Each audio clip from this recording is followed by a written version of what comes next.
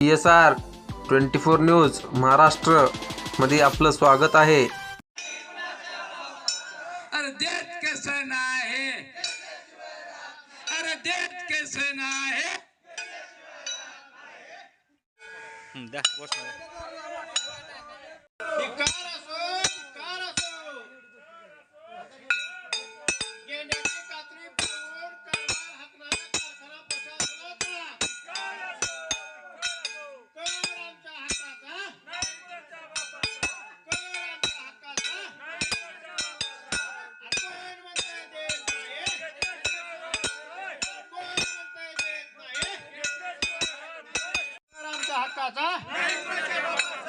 कोण म्हणतंय देत नाही, कोण म्हणतंय देत नाही, कोण म्हणतंय देत नाही, कर आमच्या हक्काचा, कर आमच्या हक्काचा।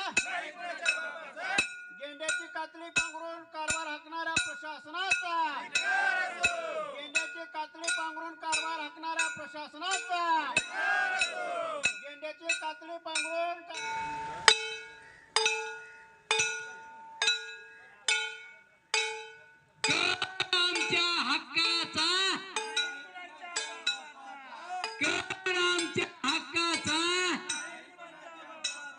अरे कर आमच्या हक्काचा, देत कैसे ना है, देत कैसे देत कैसे ना है। शिवाय राहत नाही कुणाच्या बापाचा, कुणाच्या बापाचा हक्काचा। अरे देत कैसे ना है, अरे देत कैसे ना है, अरे देत कैसे ना है, अरे देत कैसे ना है।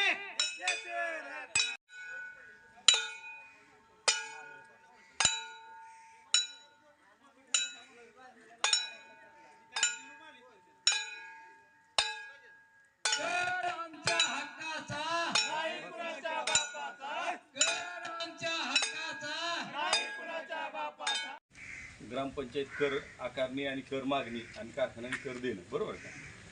ह्या सगळ्या गोष्टी कायद्याच्या अँगलनं जरी पाहिल्या आपण, याच्यामधल्या काही बाबी आणि सुधारणा त्या दर प्रत्येक वेळेला सुधारणा झालेल्या आहेत। पहिली प्रचलित पद्धत काही वेगळी होती, नव्याने काही सुधारणा झालेल्या आहेत। तुमची आता वेळोवेळी जे काही मागणी आलेल्या आहेत काय, ती मागणी आणि कुठं समेट घडवता येईल ह्या अँगलनं व्यवस्थापनाची चर्चा चालू आहे।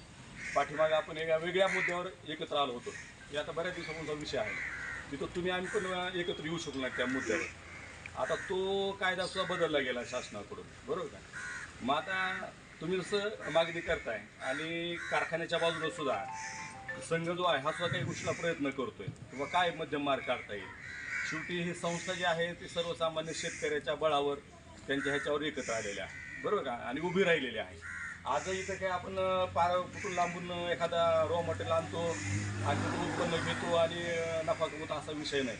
सर्वसामान्य शेतकऱ्याच्या उसावर ही संस्था चालते, सभासदांच्या उसावर चालते आणि त्याप्रमाणे ती वाटा देते सगळ्यांना, परत जाते। या संस्थेचा उद्देश हा की किंवा शेतकऱ्याला 2 पैसे जास्त कसे देता येईल हातात अनुषंगाने ही जी वास्तू आहे ही सगळी तुमच्या सहकार्यानं आहे।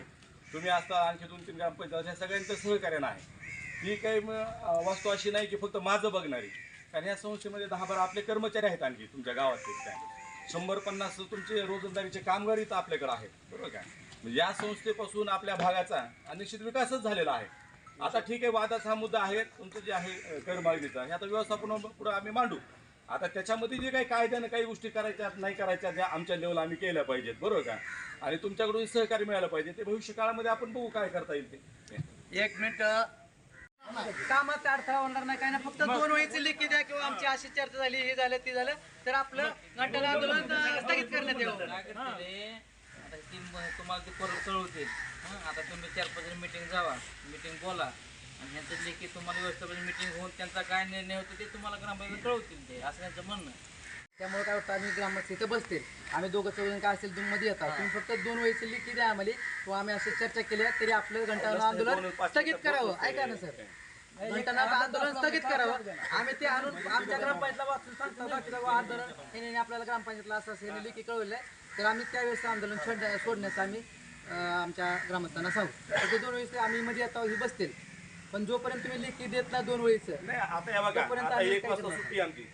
त्यामुळे काय होतं, आम्ही ग्रामस्थ इथं बसतील, आम्ही दोघं चौघं काय असेल तुम्ही मध्ये येतात, तुम्ही फक्त 2 वेळेचं लेखी द्या आम्हाला, किंवा आम्ही अशी चर्चा केल्या तरी आपलं घंटानाद आंदोलन स्थगित करावं. ऐका ना सर, घंटानाद आंदोलन स्थगित करावं. आम्ही ते आणून आमच्या ग्रामपंचायतला वाचून सांगतो बाकीचं आंदोलन हे आपल्याला ग्रामपंचायतला असं हे लेखी कळवलंय, तर आम्ही त्यावेळेस आंदोलन सोडण्याचं आम्ही आमच्या ग्रामस्थांना सांगू. तर ते 2 वेळेस आम्ही मध्ये आता ही बसतील, पण जोपर्यंत तुम्ही लेखी देत ना 2 वेळेचं, नाही आता हे बघा, तोपर्यंत आता आम्ही 1 काय वाजता करणार? सुट्टी आमची. ते त्यांना घ्या की तुम्ही फोटो आहे टाकता तुम्ही चहा प्यायला गेलो नेमकं ते द्यायला आले. मी नागनाथ दत्तो बोरगावकर, उमरेगाव ग्रामपंचायतचा उपसरपंच. आपल्या या उमरेगाव ग्रामपंचायतच्या वतीनं 2014 पासून सतत कारखान्याबरोबर पत्रव्यवहार चालू आहे की बाबा आमचा टॅक्स द्या, आमचा कर द्या. दरवेळेच्या वेळी कोणती का बॉडी असताना त्यांनी मागणी केलेलीच आहे करायची, आणि कारखान्यानं त्यांना टोलवाटोली करून इथंवर आणलेलंच आहे. मग आता ह्या 2 वर्षामध्ये आम्ही 3 लोक अदालतीच्या नोटीस दिल्या.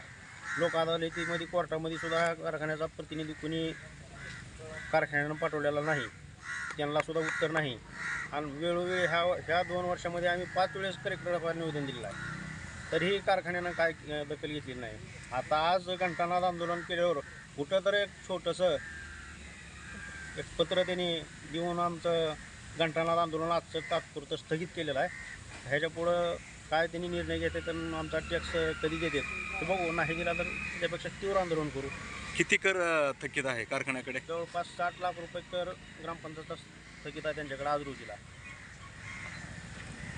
पंचायत अधिकारी उमरेगावान थोडक्यात सांगायचं म्हणजे ग्रामपंचायतचा हा व्यवसाय कर आहे कारखान्याचा. आम्ही ह्यांना 2014 पासून कर मागणी बिल दिले, रीड दिल्या, पुन्हा जप्तीच्या नोटीस दिल्या, लोक अदालतमार्फत देखील ह्यांना आम्ही नोटिसा दिल्यात किंवा कर भरणा करावा. त्या संदर्भात आम्ही हे नोटिसा दिल्यानंतर त्यांनी काही त्यांचं आम्हाला न कळल्यामुळे किंवा त्यांचा काही प्रतिसाद न भेटल्यामुळं ग्रामपंचायतीने मासिक सभेने ग्रामसभेने असा ठराव घेतला की आपण घंटानाद करू. त्या अनुषंगानं आज दिनांक 20 ऑगस्ट 2025 रोजी आम्ही घंटानाद आंदोलन केलं. काही